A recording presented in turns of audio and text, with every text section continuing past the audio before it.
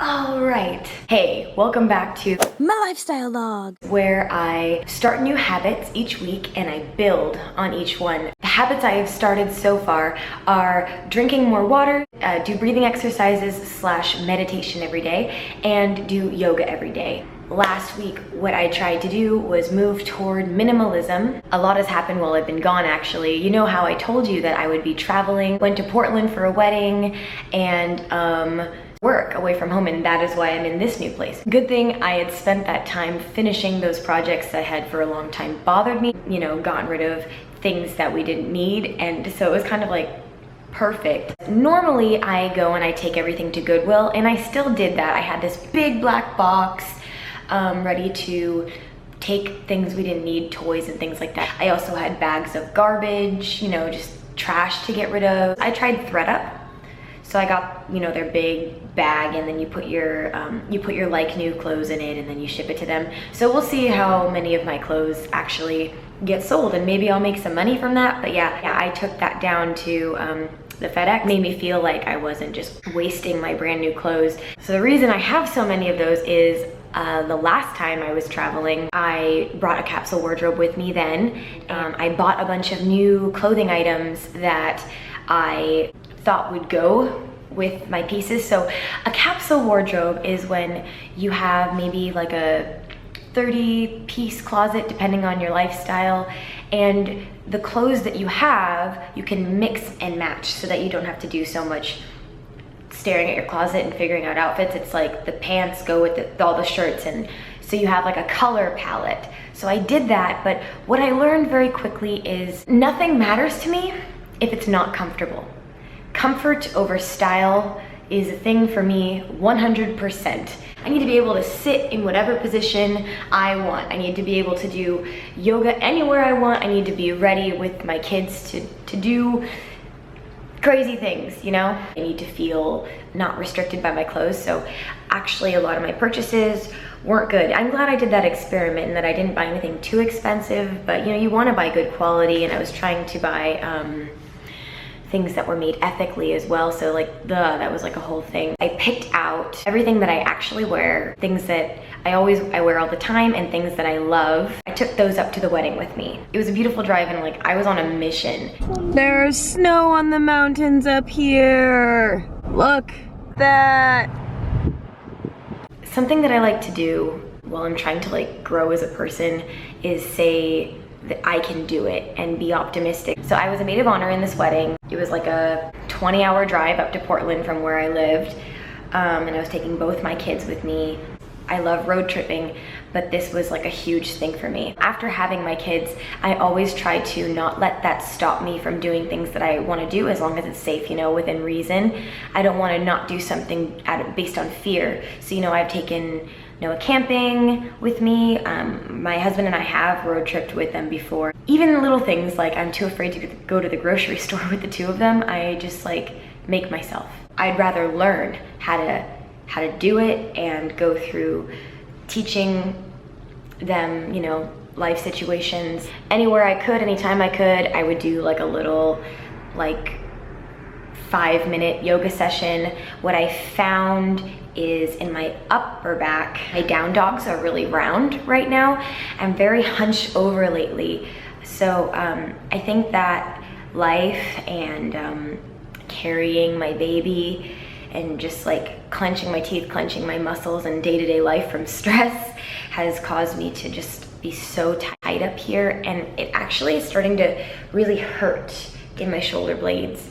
Also, a place that's really tight for me is my hips, but I've known that ever since having Lana. You know, your hips move around a lot when you are pregnant and carrying, and then they just kind of, they go like this when you are in labor, your hip bones.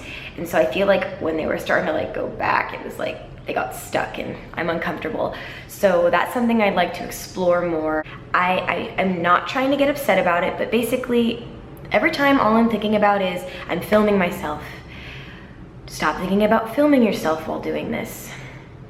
You really need to, okay, I'm breathing, and it's like I'm not getting my mind to that place. So I just barely got myself a little bit out of thinking that way. So maybe next week I'll be able to be more productive with that. I found myself just really wanting to do restoratives, and I was really worn out, but not discouraged, which is big for me. Let's just say I had a lot of wine. And to add to it, I had like the duty of bringing up this mirror that I had spray painted rose gold. It was basically like the welcome mirror to the wedding, and I had cracked it. So I was nervous for like a long time to like tell the bride, because I didn't want her to be worried about it. And you know what? When I got there, she didn't even care. I get all in my head about like how are things going to work out well. I'm always proven wrong. My oldest friend lives up there, separate from the wedding. Her and her roommate let us stay over there so we didn't have to like pay for a hotel the whole time. And then like my friend, the bride, she was so gracious and lovely, and everyone in her wedding party, they were all creatives and interesting people and open. And I always feel like an imposter everywhere I go, but there I felt that I had something to give other people. We all clicked very well. She surrounds herself with great people. Of course she does, because she's amazing. And I thought about myself and how she always inspired me to also surround myself with great people who I connect with. It made me remember something about myself. Living creatively and living on purpose has always been really important to me. It's easy when you get swept away by life to get stagnant, and like when I get stagnant, I get depressed. I came here feeling open and like I have space in my head. Let me show you my outfit. Looking at my color palette that I have, of course I love burgundies, blue, you know, blues, and I like olive greens. I like patterns and bright colors too, but lately I've noticed I've just got a lot of like black, gray, you know, black, gray. I'm not trying to be like the white-walled gray minimalist. I'm not trying to do that. I think that after going to this wedding, getting my makeup done, and remembering, oh yeah, I'm like a sexual human being, it feels good to get dressed up. I'm normally a person who feels very strongly against like, I don't need to wear makeup to be beautiful, I should just love my face. But I think that in reality, the reason that I don't want to do that stuff is because I don't know how, because I wasn't allowed to wear makeup in high school, so I never really learned, and I don't really want to embarrass myself. I feel very intimidated when it comes to beauty. I don't want to be like that. I think I want to like dabble and try to figure out what makes me feel like I can move through the world the best way. So I'll show you kind of the idea that I have already. We just brought stuff that we always use, and then I brought the clothes I wear the most, and let me see what kind of, when I look through that, we'll see how many items I have and what we can do with that. So far, I just want to wear like long black pants.